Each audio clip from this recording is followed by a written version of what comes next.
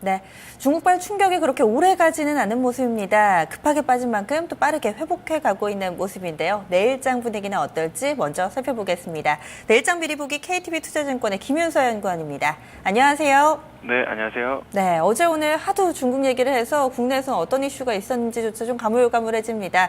이 내부적인 가이드라인부터 좀 제시를 해주시죠. 내일장 우리 증시의 변수 어떤 것들이 있을까요?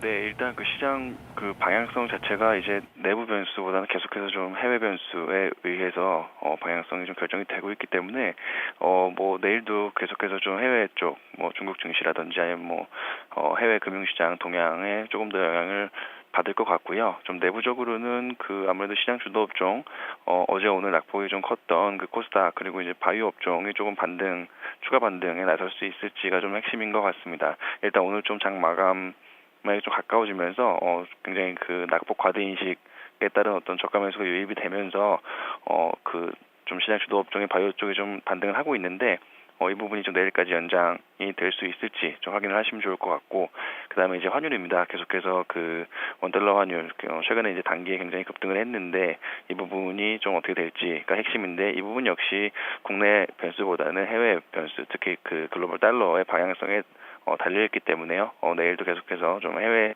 변수에 주목을 하셔야 될 것 같습니다. 그리고 국내에서 수급도 좀 간략하게 봐주세요. 어제 외국인이 현물 쪽에서 좀 많이 팔았고 코스닥 쪽에서 대규모 매도 물량 출회가 됐었는데, 그럼 이 외국인의 좀 공격적인 매도는 좀 멈췄다라고 좀 평가를 해도 되는 걸까요? 수급 쪽에서는 외국인 매도가 나오고 있는데 아무래도 이 부분은 좀 외환 시장의 영향인 것 같습니다. 아무래도 그 달러화가 어떤 그 추가적인 강세 가능성이 아직까지는 남아 있죠. 물론 이제 7월 달에 FOMC 회의도 있고, 그다음에 일단 시장에서는 연준의 첫 번째 금리 인상 시점을 9월로 지금 프라이싱을 하고 있습니다. 그렇기 때문에 좀 그동안에 상대적으로 원화가 이제 다른 신흥국 통화들에 비해서 굉장히 강했기 때문에 그 부분들에 대한 좀 프라이싱이 이루어지고 있는 과정이고, 여기서 이제 그 원화가 계속해서 좀 약세 기대 심리가 우세했으면 할 경우에는 이제 외국인 입장에서는 원화 표시 자산을 들고 있을수록 환손실이 발생하는 거거든요. 그렇기 때문에 이제 그런 부분에서 이제 외국인 수급이 최근 들어서 조금 안 좋아지고 있는데 글쎄요, 이제 원화가 추가적으로 약세로 가지 않겠다라는 좀 기대 심리가 필요할 것 같고요. 그 전까지는 좀 외국인 수급이 좀 강하게 다시 매수세로 전환되기는 조금 어렵지 않겠느냐라고 보고 있습니다. 다만 이제 그 어느 정도 지금 7월 달 들어와서 어느 정도 그 연준의 9월 금리 인상에 대한 부분, 부정적인 부분이 상당 부분 좀 프라이싱 되어 있다고 판단하기 때문에 지금 시점에서 외국인 매도 강도가 좀 더 강해지기보다는 좀 점진적으로 좀 완화가 되면서 다시 좀 8월 말 정도부터 다시 좀 외국인 매수가 유입이 될 수 있지 않을까, 저희는 이제 그렇게 판단을 하고 있습니다. 네, 환율 움직임에 따라서 외국인 수급에 좀 영향 미친다 언급해 주셨으면은 이 오늘 밤에 있을 FOMC도 상당히 좀 중요하겠네요. 오늘부터 이제 FOMC 회의가 시작이 되고요. 저희 한국 시간으로는 30일 아침에 결과를 확인할 수가 있을 것 같습니다. 일단 앞서 말씀드렸듯이 9월에 첫 번째 금리 인상을 한다는 가정하에 지금 시장이 다 프라이싱을 하고 있기 때문에 이러한 부분에 대한 힌트가 나올지를 한번 확인을 해봐야 될 것 같고요. 가장 이상적인 시나리오는 시장이 지금 프라이싱한 대로 9월 달에 연준이 첫 번째 금리 인상을 단행을 하고, 물론 이제 거기에 합당한 경기 회복이 이제 선행이 되어야 될 것 같고요. 그다음에 그 이후에 좀 더 계속해서 좀 완만하고 점진적인 통화 정책이 유지가 되면서 그 글로벌 유동성이 좀 계속해서 좀 풍부한 환경이 유지되는 것이 좀 우리 증시의 가장 이상적인 시나리오라고 좀 판단을 하고 있습니다.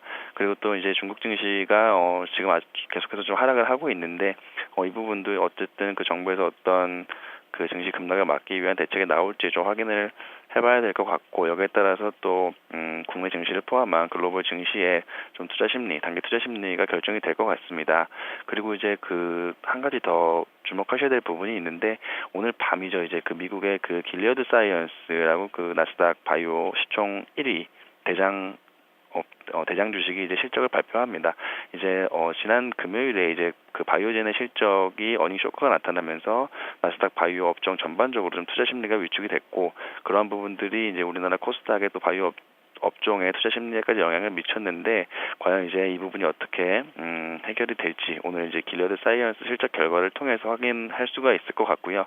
예상했던 실적보다 더 잘 나온다면 아무래도 그 나스닥 바이오 업종 전반에 좀 투자 심리가 개선되면서 우리나라에도 관련 업종에 좀 일부 수혜가 있지 않을까 저희는 좀 그렇게 판단하고 있습니다. 그럼 내일장 우리 증시 방향은 어느 쪽으로 예상하시나요? 네, 우선 좀 시장이 조금 어수선한데 어쨌든 그 추세적인 상승 흐름은 아직까지는 꺾였다고 보기는 좀 이르고요. 계속해서 좀 연말까지 추세적인 상승 흐름을 염두에 두고 있고 여기서 이제 투매에 동참하시기보다는 계속해서 관망을 하시면서 좀 낙폭 과대 되는 종목 중심으로 좀 저가 매수 기회를 활용을 하시는 그런 전략을 좀 추천을 해드리겠습니다. 일단 단기적으로 그 코스닥이랑 일단 바이오 쪽이 좀 많이 빠졌기 때문에 이쪽에 계속해서 좀 기회를 보시면서 특히 오늘 아까 말씀드렸던 길리어드 사이언스 실적 결과도 참고를 하시면서 이런 부분 좀 저가 매수, 저가 분할 매수 하시는 그런 기회로 활용을 하시면 좀 단기에 좋은 성과를 얻을 수 있으시지 않을까라고 생각하고 있습니다. 네, 말씀 고맙습니다. 네, 고맙습니다. 네, G2에서 모두 이슈가 있습니다. 우선은 오늘 밤부터, 우리 시간으로 오늘 밤부터 진행되는 이 FOMC, 그 결과는 내일 모레쯤 우리 증시 좀 반영될 것으로 예상되고요. 또 중국 증시는 여전히 좀 예의주시해 보셔야겠습니다. 내일장 미리 보기까지 짚어봤습니다. 잠시 후 2부로 이어가겠습니다.